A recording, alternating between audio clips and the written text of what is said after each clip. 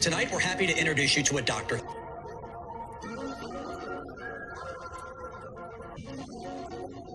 I am the COVID hunter. Dr. Joseph Varone is the Chief of Staff at United Memorial Medical Center. We are joined tonight by Dr. Varone. Joseph Varone, the Chief Medical Officer. This is Dr. Joseph Varone from Houston, Texas. Dr. Joseph Varone is a man who worked more than 400 days straight on a quest against the most frightening virus of our lifetimes. The media has watched his work closely, from local to national to international outlets, taking advantage of the fact he speaks 9 languages. ¿Cómo está, doctor? Buenas noches.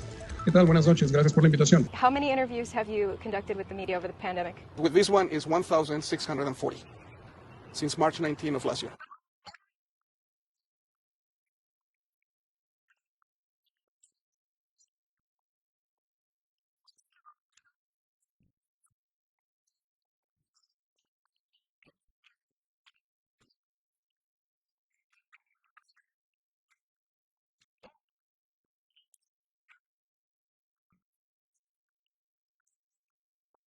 We have been very lucky in that we have implemented a series of treatment methods that have a very good success rate. Everybody else came in and they saw how it worked, but nobody wanted to get into it. By now, now I have a lot of news people that are my friends. So a lot of them do tell me that when they talk to their producers or whatever, they say, let's not get into that one.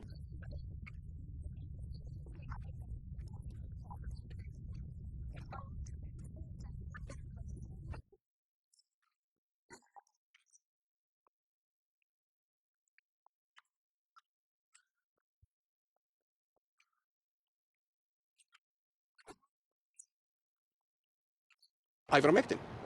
And we actually showed that the combination of the MAD plus, including the ivermectin, was having fantastic success with our patients. Our stance is that the evidence we have seen and we have reviewed doesn't show, at the moment, that ivermectin is efficacious against COVID. It's an agent that has been around for 40 years.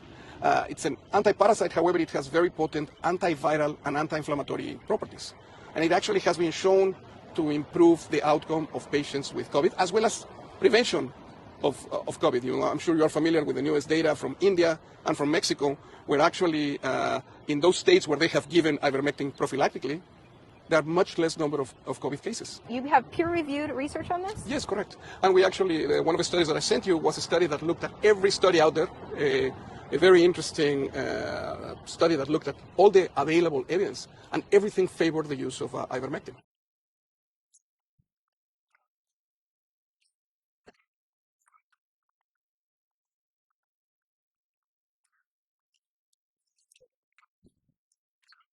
Our mortality rates were remarkably low, and these people were equally sick to the people in other hospitals. We use it with good success. We know that there is a lot of controversy, but one of the problems that we have is that we use a lot of things. We literally throw the whole kitchen sink at these patients because they're so sick. So sometimes you don't know exactly what makes a difference.